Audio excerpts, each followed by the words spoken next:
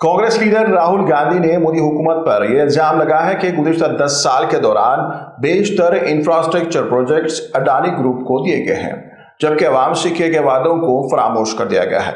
वहीं राहुल गांधी ने यह वादा किया है कि अगर कांग्रेस पार्टी इख्तियार में आती है तो 15 अगस्त से 30 लाख मखलूआ जायदादों पर तक़र्रुरात के अमल का आगाज कर देगी।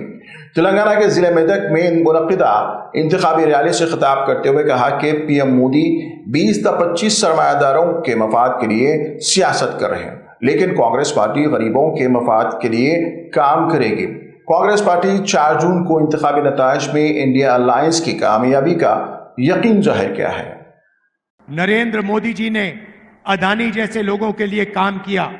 10 साल हिंदुस्तान के airports, ports, infrastructure, defence industry सारी की सारी नरेंद्र मोदी जी ने अदानी को दी।